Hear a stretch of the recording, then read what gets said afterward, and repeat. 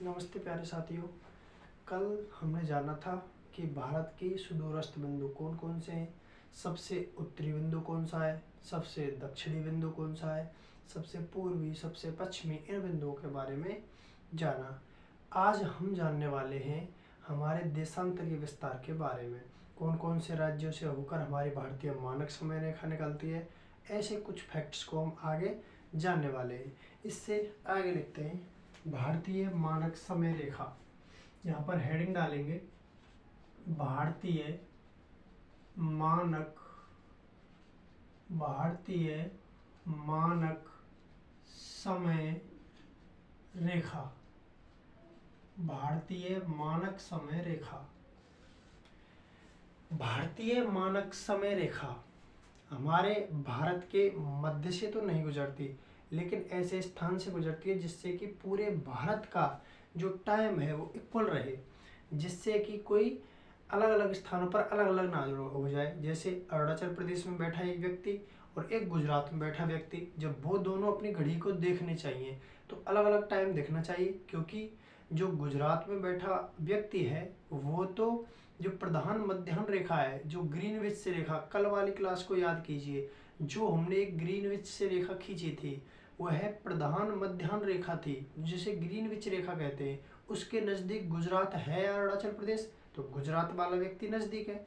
और गुजरात वाला व्यक्ति अगर उस रेखा के नज़दीक है तो गुजरात वाला व्यक्ति और अरुणाचल प्रदेश वाला व्यक्ति गुजरात वाले व्यक्ति से बाद में समय दिखाएगा, यानी 30 मिनट का अंतर अरुणाचल प्रदेश वाला व्यक्ति और गुजरात वाले व्यक्ति की घड़ी में होगा। ये अंतर कैसे निकालते हैं ये बाद में समझेंगे, लेकिन 30 मिनट का अंतर होगा, ये अपने दिमाग में फिट कर लीजिए। अब देखते हैं ये ऐसा क्यों हो रहा है। ये हमारा भारत है,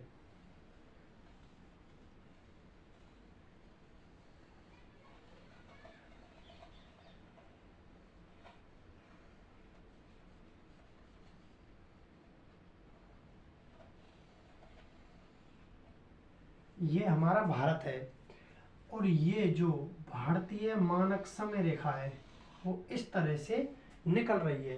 ये कौन कौन से राज्यों को छूती है उनको पढ़ेंगे। सबसे पहले ये यहाँ पर प्रयागराज के मिर्जापुर से निकलती है।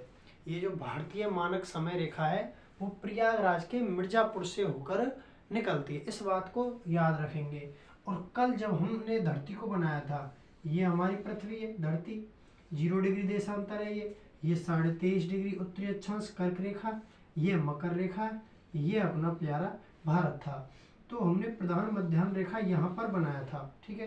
तो यहाँ से जब इधर की साइड चलेंगे तो टाइम बढ़ता है और यहाँ से इधर की साइड चलेंगे तो टाइम कम होता है। जब यहाँ से टाइम बढ़ेगा तो यहाँ से बढ़ता बढ़ता बढ़ता बढ़ता जब यहाँ पर आएंगे 68 डिग्री 7 मिनट पर, यहाँ से 68 डिग्री 7 मिनट से हमारा भारत शुरू होता है, तो यहाँ पर आ जाएंगे तो यहाँ से अब हमारा भारत स्टार्ट होता है और भारत में इस जगह पर पहुँच जाएंगे लगभग आधे पर, तो प्रयागराज का मिर्जापुर स्थान आ जाता है। इस स्थान से हमने अपनी जो भारतीय मानक समय रेखा है उसको खींच रखा है, जिससे कि पूरे भारत का समय एक रहे।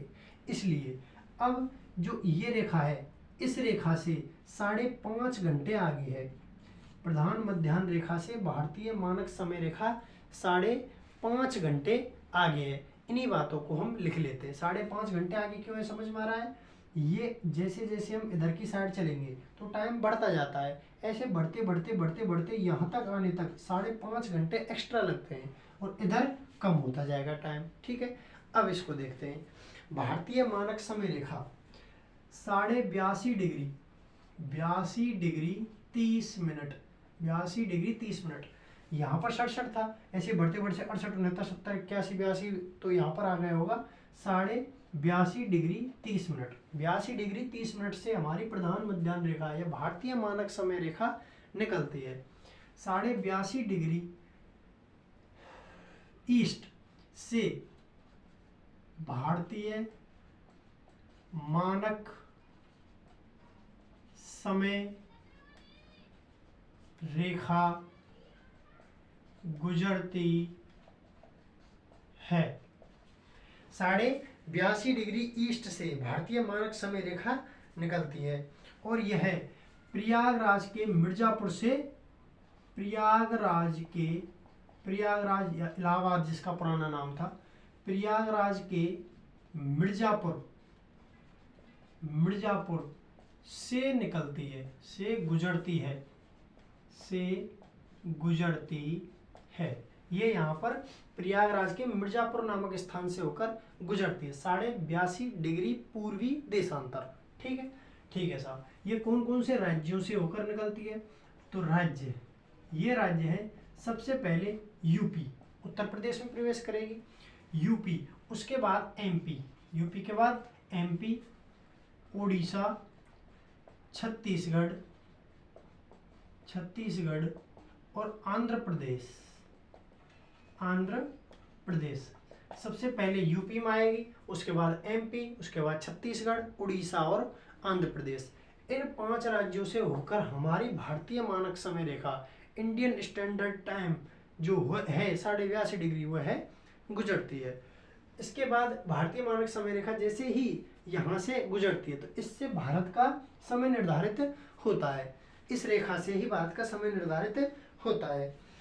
और इस बात को भी लिख लेंगे, जो इंडियन स्टैंडर्ड टाइम है, भारतीय मानक समय रेखा, इंडियन स्टैंडर्ड टाइम ग्रीनविच रेखा कौन सी थी? ये जो जा रही है वह है ग्रीनविच रेखा, जिसे जीरो भी होता है। इस जगह पर तो 0 डिग्री, जैसे आगे बढ़ते गए वैसे वैसे हमारे देशांतर बढ़ते गए, तो इस जगह पर 0 डिग्री पर, यानी ग्रीनविच रेखा, इंडियन स्टैंडर्ड टाइम ग्रीनविच रेखा से 5 घंटे 30 मिनट आगे है, 30 मिनट आगे है। ठीक है। जो भारतीय मानक समय रेखा है वह ग्रीनविच रेखा से 5.5 घंटे आगे चलती है। इसके बाद अब अपन बात करने वाले, ये खत्म हो गया देशांतर अक्षांशों का चैप्टर, अब बिल्कुल खत्म है। इसके बाद बात करते हैं भारत का मैप। देखो गौर से, ये भारत है, इधर पाकिस्तान है, इधर चाइना है हमारा, नेपाल, भूटान है, यहाँ पर नेपाल है, यहाँ पर बांग्लादेश है, और इधर बंगाल की खाड़ी है। ये सब पानी, इधर अरेबियन सी है, ये अरेबियन सी है, ये हिंद महासागर है। ठीक है। 3 तरफ से हमारा भारत पानी से घिरा हुआ है।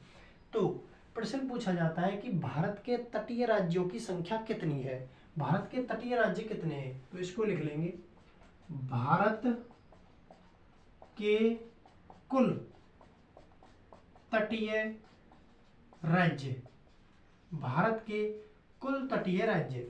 तो भारत के कुल तटीय राज्य हो जाएंगे आपके 9 है। कौन कौन से हैं वो 9? सबसे पहले गुजरात के बाद यहाँ पर आ जाता है गुजरात, महाराष्ट्र,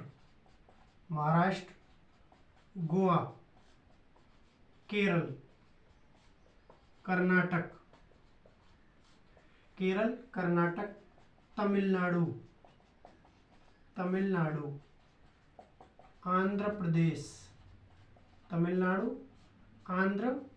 आंध्र प्रदेश, उसके बाद उड़ीसा, उसके बाद वेस्ट बंगाल यानी पश्चिम बंगाल। ये 9 राज्य हैं, 1 2 3 4 5 6 7 8 9। इन सब की स्थिति देख लीजिए। ये है अपना गुजरात, यहाँ पर है महाराष्ट्र, गोवा, केरल, कर्नाटक, यहाँ पर है गोवा, केरल, कर्नाटक यहाँ पर है कर्नाटक, और ये है केरल, ये है तमिलनाडु, ये है आंध्र प्रदेश, उड़ीसा और पश्चिम बंगाल।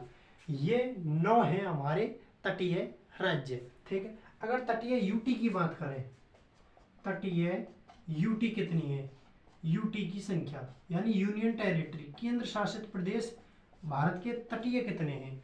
तो वे हैं 4। कौन कौन से हैं? सबसे पहले अंडमान निकोबार कहाँ पर है भैया? अंडमान निकोबार है इस जगह पर, और ये पानी में ही है, तो ये भी तटीय सीमा बनाता है, और केंद्र शासित प्रदेश है, तो इसमें हमने शामिल कर लिया अंडमान निकोबार। और इस जगह पर है लक्षद्वीप, तो लक्षद्वीप उसके बाद इन सीमाओं पर ही है कौन, पुदुचेरी, पुदुचेरी, और एक है दादर नागर हवेली और दमन दीव, दमन दीव। ये सब भारत के तटीय राज्य और यूटी है। अब ये कितनी कितनी बाउंड्री लगाते हैं वो देख लेते हैं।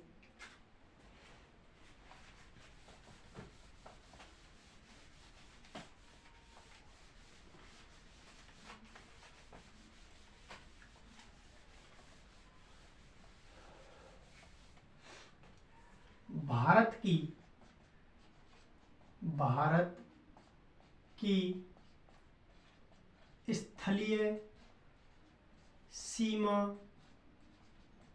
की लंबाई, भारत की स्थलीय सीमा की लंबाई कितनी है? तो जब भारत की स्थलीय सीमा की लंबाई की बात करेंगे तो स्थलीय सीमा है 6100 किलोमीटर। भारत की जो स्थलीय सीमा है वो है कुल 6100 किलोमीटर। तटीय है 15200 है, 15200 तो है स्थलीय, 15200 किलोमीटर। कैसे? ये हमारा भारत है, ये हमारा कुछ भारत मान लीजिए, जो यहाँ तक तो पानी पानी है, ये तो पानी है, लेकिन ये भूमि जो पूरी बच गई ये कुल कितनी है? 15200 किलोमीटर। ठीक है। और भारत की जब तटीय सीमा की बात होगी, भारत की तटीय सीमा तो वो है 6100 किलोमीटर। तटीय सीमा जो ये वाली सीमा है ना, ये 6100 किलोमीटर, ये कुल कितनी है? 6100 किलोमीटर। लेकिन ऐसा तो है नहीं कि भारत यही है, भारत ये भी तो भारत ही है, लक्षद्वीप है जो, और ये भी तो भारत ही है जो अंडमान निकोबार है, इसकी भी तो तटीय सीमा है। उसको शामिल करें अगर द्वीपों सहित, द्वीपों सहित भारत की कुल तटीय सीमा, द्वीपों सहित भारत की कुल तटीय सीमा है आपकी 7516.67 किलोमीटर। ये कुल भारत की तटीय सीमा की लंबाई है, द्वीपों सहित 7516.67। ठीक है। अब यहां पर गृह मंत्रालय की रिपोर्ट के अनुसार, गृह मंत्रालय की रिपोर्ट के अनुसार ये जो सीमाएं हैं इनकी पुनर्गणना की गई है, दोबारा से गणना की गई है, और पुनः गणना होकर इनकी सीमा में घटा बढ़ी हुई है। वो कितनी हुई है ये देखते हैं। गृह मंत्रालय की रिपोर्ट के अनुसार परिवर्तित सीमाएं वो कितनी कितनी हो गई हैं। तो ये है जो तटीय सीमा, जो द्वीपों सहित तटीय सीमा, द्वीपों सहित तटीय सीमा, ये बढ़कर कितनी हो गई है? 7516.67 से बढ़कर 11098 किलोमीटर हो गई है। 7516.67 से बढ़कर 11098 किलोमीटर हो गई है। अगर स्थलीय सीमा की बात करें तो भारत की स्थलीय सीमा, भारत की स्थलीय सीमा में क्या परिवर्तन हुआ है? तो पहले थी 15200 किलोमीटर और अब है 15106.7 किलोमीटर। यानी जो स्थल रेखा की सीमा है उसमें आई है कमी, लेकिन तटीय सीमा में आई है वृद्धि। बात करेंगे इसकी कितनी बढ़ी है वो देखते हैं। भारत की सीमा में, भारत की तटीय सीमा में, भारत की तटीय सीमा में पिछले 53 वर्षों में, पिछले 53 वर्षों में 10.4% की वृद्धि हुई है, वृद्धि हुई है। जब इसको यहाँ से कैलकुलेट करके निकालेंगे तो 10.4% आएगा। तो भारत की जो तटीय सीमा है वो पिछले 53 वर्षों में कितनी बढ़ी है? 10.4%। कहाँ कहाँ पर वृद्धि हुई है और कहाँ पर कमी, ये भी जान लेते हैं। तो वृद्धि कहाँ पर हुई है? वृद्धि वृद्धि हुई है गुजरात में, वेस्ट बंगाल में, उड़ीसा में, यहाँ पर तो हुई है वृद्धि। और गोवा में भी हुई है, गोवा ही ठीक है। गुजरात, वेस्ट बंगाल और गोवा, यहाँ पर हुई है तटीय सीमा में वृद्धि। और तो कमी कहाँ पर हुई है? कमी हुई है पुदुचेरी में। कमी कहाँ पर हुई है? पुदुचेरी की सीमा में, तटीय सीमा में आई है कमी, और यहाँ पर हुई है वृद्धि। ठीक है, अब आगे बात करते हैं। तो सबसे लंबी तटीय सीमा लगाने वाले राज्य, सबसे लंबी तटीय सीमा लगाने वाले राज्यों की बात करेंगे कि सबसे ज्यादा तटीय सीमा कौन सा राज्य लगाता है। ठीक है, सबसे ज्यादा तटीय सीमा कौन सा राज्य लगाता है? सबसे लंबी तटीय सीमा किसकी है? यह है गुजरात, आंध्र प्रदेश,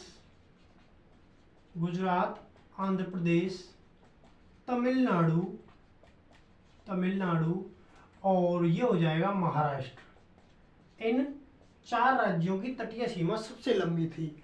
लेकिन जब पुनर्गणना हुई थी इस तटीय सीमा रेखा की, तो इसमें थोड़ा सा परिवर्तन आया। वो परिवर्तन क्या था? पुनर्गणना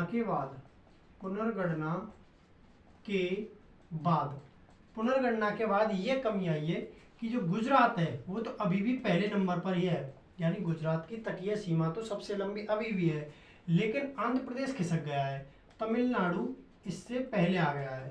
तमिलनाडु दूसरे स्थान पर, आंध्र प्रदेश ये तीसरे स्थान पर, और महाराष्ट्र अभी भी चौथे स्थान पर ही है। ये आप बात को याद रखेंगे। इसके बाद आगे अब बात करते हैं, सबसे छोटी तटीय सीमा कौन सा राज्य लगाता है? सबसे छोटी तटीय सीमा, तो जो सबसे छोटा राज्य होगा वही सबसे छोटी सीमा भी लगाएगा, तो उत्तर हो जाएगा गोवा राज्य ऐसा है जो सबसे छोटी तटीय सीमा लगाता है। आगे बात करते हैं तो भारत के पड़ोसी देश। अब ये वाला चैप्टर बिल्कुल खत्म हो गया है। अब इसके बाद 2-3 दिन भारत के पड़ोसी देशों के बारे में पढ़ेंगे। अब नई हेडिंग डालेंगे, सामान्य परिचय इस जगह पर आकर आपका खत्म हुआ है। अब डालेंगे भारत का पड़ोसी राज्य, या भारत के पड़ोसी राज्य, और इस चैप्टर की शुरुआत करेंगे हम कल। ठीक है, नमस्कार।